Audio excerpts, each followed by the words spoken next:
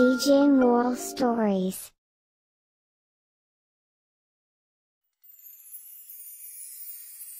এক গ্রামে কুমোর কসুরিলাল, তার স্ত্রী মমতা আর তার ছেলে গন্নুর থাকত। অনেক প্রার্থনার পর গন্নুর জন্ম গণেশ চতুর্থীর দিন হয়, যার কারণে দুই স্বামী আর স্ত্রী তাকে গণেশের আশীর্বাদ বলে মনে করত। আর এদিকে গন্নুও গণেশকে খুবই শ্রদ্ধা করত। গণেশ চতুর্থী আসতে চলেছিল। বাজারের চারিদিকে মূর্তি আর মিষ্টি কেনার ধুম পড়ে গেছিল। বাবা, আজ ক্লাসে বাব্বু বলছিল যে ওদের বাড়িতে গণেশ পুজো হবে, অনেক দিন ধরে উৎসব চলবে আর খুব ধুমধাম হবে। ঠিক আছে বাবা, তুইও যা। কোথায় যাব? আমায় কি কারোর বাড়িতে কেউ ডাকে? সবাই আমাকে অচ্ছুতের চোখে দেখে। আমাদের বাড়িতে কেন আসে না গণেশ? কেন? এই বলে গন্নু কাঁদতে কাঁদতে বাড়ি চলে এলো। কসুরিলাল নিচু জাতির ছিল।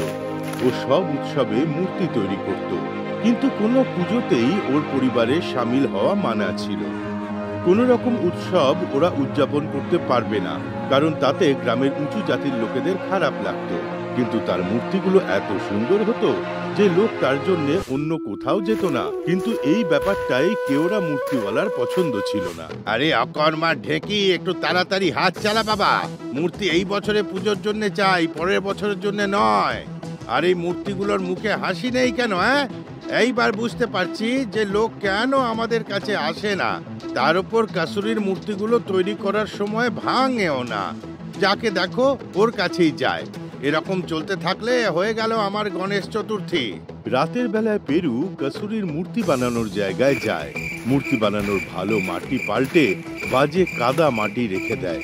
পরের দিন সকালে যখন কাসুরি মূর্তি বানাতে ওঠে, তখন ওই মাটিতেই ওর পা পিছলে যায় আর ওর চোট লাগে। হায় আমার কোমর, বাবা রক্ষা করো বাবা। কসুরির আওয়াজ শুনে গন্নু আর মমতা ওখানে দৌড়ে আসে। আরে এইসব কি হয়ে গেল? এবার অর্ডার কি করে তৈরি করবে? লোকেদের থেকে অর্ধেক টাকাও নিয়ে নিয়েছি। টাইমে মূর্তি না দিলে লোকেরা তো আমাদের প্রাণ নিয়ে নেবে। এমনিতেও কেওড়া আমাদের নামে লোকেদের বলে বেড়ায়। কি হবে এবার? এদিকে কসুরিকে ঘায়েল করে কেওড়া ওদিকে লোকেদের কানে মন্ত্রণা দিতে শুরু করে। আরে কাকি, তুমি জানো তো নাকি ভগবান ওই পাপীকে নিজের কর্মের শাস্তি দিয়ে দিয়েছেন। আরো যাও ওর কাছে মূর্তি কিনতে। কাল রাতে গণেশ আমার স্বপ্নে এসেছিলেন, বলছিলেন যে মূর্তি বানানোয় উনি খুশি নন। আমি তো ভয় পেয়ে গেছিলাম একবারে। আমি ভাবলাম আমার কোনো ভুল হয়নি তো, কিন্তু সকালে শুনতে পেলাম যে মূর্তি তৈরি করার সময় কসুরি পড়ে গেছে। ভগবানও চাইছেন না যে ওনার মূর্তি ও তৈরি করুক। এই কথা গ্রামে ছড়ানোর জন্য কেওড়া এমন একজন মহিলাকে বেছেছিল, যিনি নিমেষের মধ্যে যে কোনো কথা সারা গ্রামে ঢোল পিটিয়ে বলে দিতে পারে। আর সেটাই হলো। আর এদিকে কসুরি শুয়ে শুয়ে গণেশের কাছে প্রার্থনা করছিল। বাবা, গণেশ ভগবান সব ঠিক করে দিতে পারেন না? হ্যাঁ বাবা, এবার উনি সব ঠিক করতে পারেন। ওনাকে আমি কোথায় পাবো? যে কোনো জায়গায় তুমি ওনাকে পেতে পারো। মন দিয়ে ডাকলে উনি নিশ্চয়ই আসবেন। গন্নু ছিল ছোট আর সরল মনের। ও গণেশ গণেশ বলে ডাকতে ডাকতে জঙ্গলের দিকে চলে গেল। গণেশ, আমি এসে গেছি, বাইরে এসো না, লুকিয়ে আছো কেন? আচ্ছা, এবার বুঝেছি তুমি শুধু মূর্তিতেই আসবে না। আচ্ছা গণেশ, আমি বানাবো মূর্তি। পুকুরের পাশ থেকে মাটি তুলে গন্নু কোনো রকমের একটা মূর্তি তৈরি করে আর তাকেই গণেশের আসার মাধ্যম মনে করে।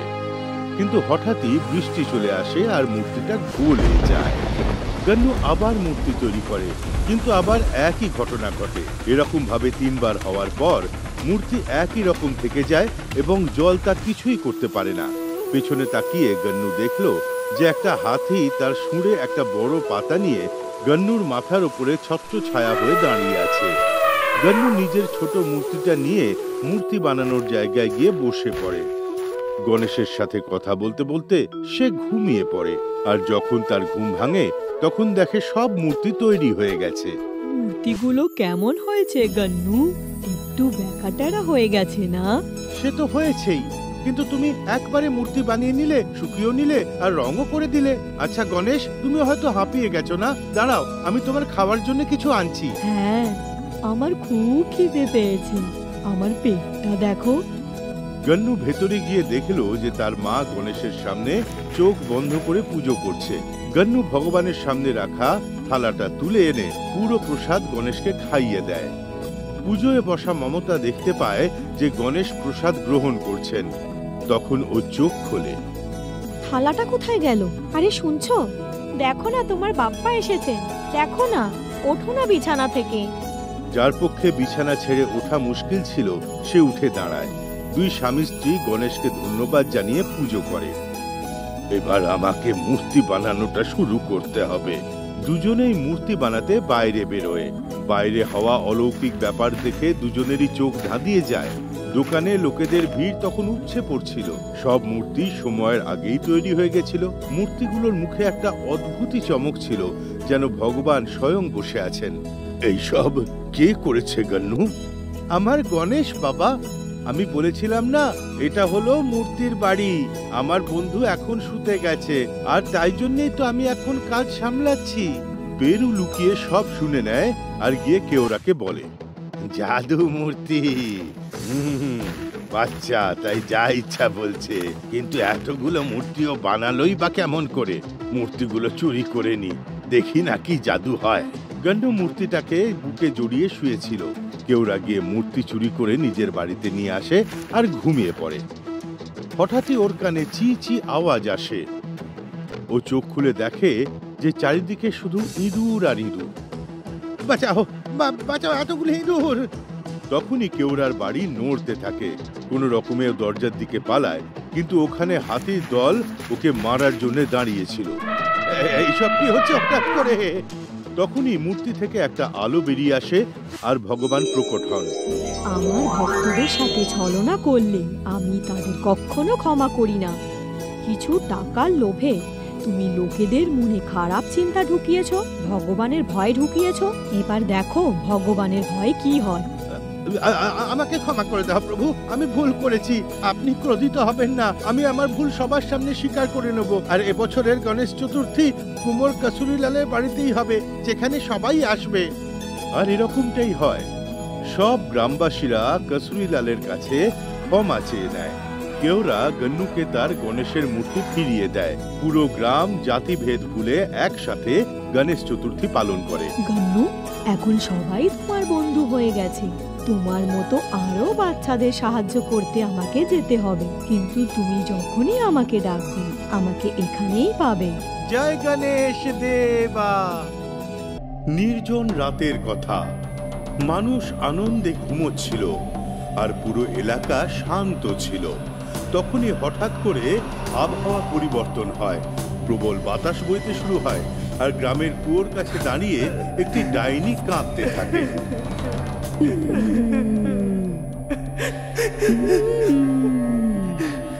আরে কেউ এসো, বাঁচাও আমাকে। আরে কেউ তো আসো, আমাকে বাঁচাও। বিরজু নামে এক ব্যক্তি রাতের অন্ধকারে প্রস্রাব করার জন্য বেরিয়েছিল। সে এই আওয়াজটা শুনল। আরে এত রাতে কে কাঁদছে? মনে হচ্ছে কোনো বিড়াল কাঁদছে। বাড়ির দরজা খুলে ভেতরে গিয়ে দরজা বন্ধ করে বিরজু ঘুমোতে চলে যায়। তখন হঠাৎই ওই পেতনি বিরজুর দরজার সামনে এসে দাঁড়ায়। বিরজু, বিরজু। বিরজু হঠাৎই বাড়ির দরজা খোলে, কিন্তু বাইরে কাউকে দেখতে পায় না। তখনই বিরজু দেখে কুয়োর কাছে দাঁড়িয়ে কোনো মহিলা তাকে ডাকছে। বিরজু, এসো, এসো বিরজু, এসো। কে কে কে ওখানে? লোকেরা উঠে যাবে, এসো আমার কাছে। ওর গলার আওয়াজ এত মধুর ছিল যে বিরজু নিজেকে থামাতে পারল না। ও ধীরে ধীরে ওই মহিলার দিকে এগিয়ে গেল। কিন্তু যেই ও কুয়োর কাছে গেল, কুয়োর কাছে দাঁড়ানো মহিলা হঠাৎ করে অদৃশ্য হয়ে গেল। অদ্ভুত ব্যাপার, হঠাৎ করে কোথায় উধাও হয়ে গেল। তখন হঠাৎই কেউ তাকে পেছন থেকে জড়িয়ে ধরে। বিরজু যখন পেছনে ঘুরে দেখে, তখন তার মুখ থেকে আওয়াজ বেরোচ্ছিল না, কারণ তার সামনে দাঁড়িয়ে ছিল এক ভয়ানক পেতনি, যার ছিল খুব বড় বড় চুল। আর ছিল বড় বড় নখ আর ধারালো দাঁত। কে কে কে তুমি? এত ছটফট কেন করছো বিরজু? আমি তো তোমার প্রেমিকা। আর এই কথা বলে পেতনি জোরে জোরে হাসতে শুরু করে। আমাকে মেরো না, আমাকে ছেড়ে দাও, ছেড়ে দাও আমাকে। ঠিক আছে, মারবো না তোকে, আমি তোমার সাথে মজা করছিলাম। যাও যাও বিরজু, ঘুমোতে যাও। তোমাকে অনেক অনেক ধন্যবাদ। আমি আর কখনো রাতে বাইরে বেরোবো না। যাও, এবার তুমিও ঘুমোতে যাও।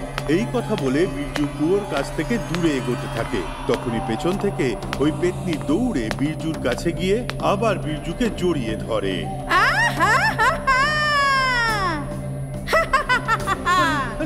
ছাড়ো আমাকে, ছাড়ো আমাকে, আমায় যেতে দাও, যেতে দাও। কিন্তু পেতনি মানে না, সে বিরজুকে কুয়োর কাছে টানতে থাকে। বাঁচাও, বাঁচাও! ডাইনি বিরজুকে কুয়োর কাছে নিয়ে গিয়ে বিরজুকে তুলে কুয়োর ভেতর ফেলে দেয়। বিরজু সাঁতার জানতো। জলের ওপরে পড়তেই বিরজু সাঁতার কাটতে শুরু করে।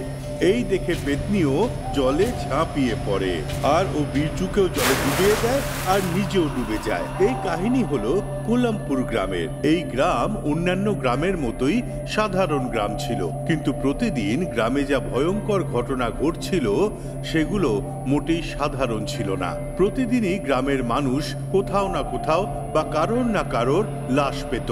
কারোর লাশ গাছে ঝুলন্ত অবস্থায় পাওয়া যেত, কারোর লাশ পাথরের নিচে চাপা পড়া অবস্থায় পাওয়া যেত, কিছু লাশ বিরজুর মতো জলেও ভাসত। পুরো গ্রামে আতঙ্ক ছড়িয়ে গেছিল। গ্রামবাসীরা চিন্তায় পড়ে গেছিল, আচ্ছা এটা কে হতে পারে যে একটার পর একটা গ্রামের মানুষকে বলি দিয়ে যাচ্ছে? ও যে কেউ হোক নিজের সামনে আসবে না, আমাদেরকেই ওকে ধরতে হবে। তাহলে ওটাই ঠিক রইল দাদা, আজ রাতে গ্রামের কোনো পুরুষ মানুষ ঘুমোবে না, সবাই মিলে পাহারা দেব আর সেই খুনিকে ধরে ফেলবো। তারপর সূর্য ডুবলো, রাত হলো। বাচ্চারা, বৃদ্ধরা, মহিলারা চুপচাপ বাড়ির ভেতরে চাদর মুড়ি দিয়ে ঘুমোতে গেল। আর কিছুক্ষণ পর পুরো গ্রামে নীরবতা ছেয়ে গেল। তখনই হঠাৎ কুয়োর কাছে কোনো মেয়ের জোরে জোরে কান্নার আওয়াজ পাওয়া গেল।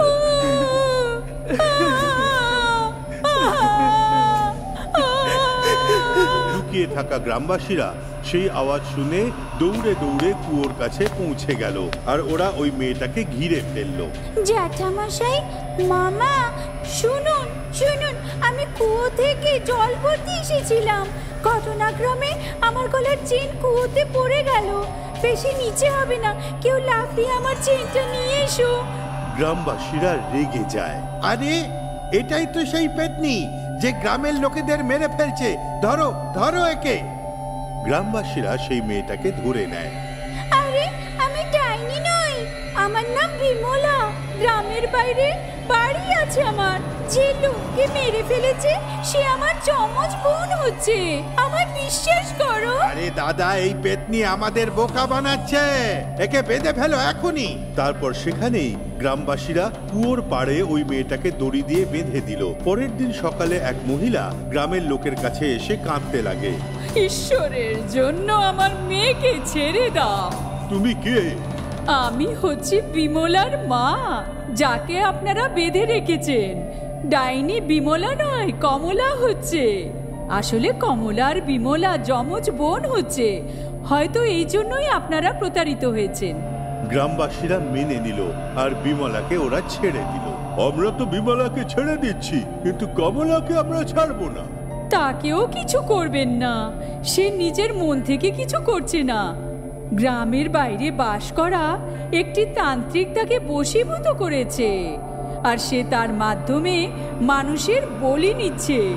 আজ অমাবস্যার রাত, যদি সেই তান্ত্রিককে আজ শেষ বলি পেয়ে যায় আর সে অমর হয়ে যায়, তারপর সে পুরো পৃথিবীর জন্য বিপদ হয়ে উঠবে। তাহলে আপনি বলুন যে আমরা কি করব? আমার কাছে একটা রাস্তা আছে, যা থেকে সেই তান্ত্রিকও বাঁচবে না আর আমার বোনও বেঁচে যাবে। বলো তাহলে কি করতে হবে? তারপর বিমলা গ্রামবাসীদের সবকিছু বলে দেয় আর গ্রামবাসীরা মেনে নেয়। ঠিক আছে, কিন্তু যা কিছু করবি ভেবে চিন্তে করবি, 3টে জীবনের প্রশ্ন। সেদিন রাতে বিষ্ণু নামে এক গ্রামবাসী পাহাড়ে হাঁটছিল। তখনই হঠাৎ করে পেতনি কমলা সেখানে আসে আর জোরে জোরে হাসতে থাকে। আজ এত সরলভাবে আমি বলি পেয়ে গেছি। আমাকে আমাকে মেরো না, আমি বলি নই, মানুষ। চুপ করে থাক। যাই হোক, তুই আমার জন্য বলির পাঠা আছিস। পেতনি বিষ্ণুকে ধরে নেয় আর তারপর তাকে তান্ত্রিকের কাছে নিয়ে যায়। তান্ত্রিক হোম করছিল। ওম ক্রিং হিং চামুন্ডায় নমঃ, ওম ক্রিং হিং চামুন্ডায় নমঃ। বলি হাজির আছে স্বামী। এটাই তোমার অন্তিম বলি কমলা। এই বলির পর তোমার স্বামী অজর অমর হয়ে যাবে। যে অমরত্ব হিরণ্যকশিপুও পায়নি, সেই অমরত্ব আমি পাবো।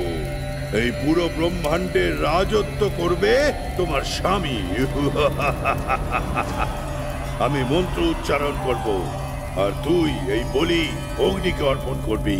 এই কথা বলে তান্ত্রিক চোখ বন্ধ করে মন্ত্র উচ্চারণ করতে শুরু করলো আর বিষ্ণুকে মারার জন্য কমলা হাতিয়ার নিয়ে নিল।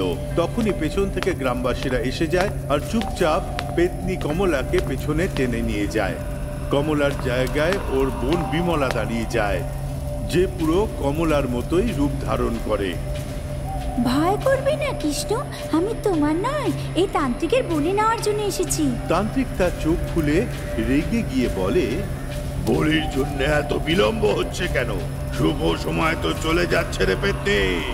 তাড়াতাড়ি করে এর মাথা দেহ থেকে আলাদা করে দে। যেমন আপনার আজ্ঞা স্বামী। এই কথা বলে বিমলা হাতিয়ার নেয় আর অবিলম্বে তান্ত্রিকের মাথা তার দেহ থেকে আলাদা করে দেয়। তান্ত্রিকের মাথা পাহাড় থেকে নিচে গিয়ে পড়ে। যেই তান্ত্রিক মারা যায়, তখনই হঠাৎ করে কমলার ডাইনি রূপ পরিবর্তিত হয়ে যায় আর সে সুন্দর যুবতী মেয়ে হয়ে যায়। তারপর বলে যে তান্ত্রিকের মাথা একটি গাছে ঝুলছে আর বলছে, আমি আবার আসবো গ্রামবাসীরা। আমার দেহ তোমরা পুড়িয়ে দিয়েছ, কিন্তু আমার মাথা এখনো জীবন্ত আছে। বিমলা আমার বোন, কমলা আমার বোন। দুই বোন একে অপরকে জড়িয়ে ধরে আর এইভাবে কোলামপুর গ্রাম থেকে পেতনির প্রকোপ চিরকালের জন্য শেষ হয়ে যায়।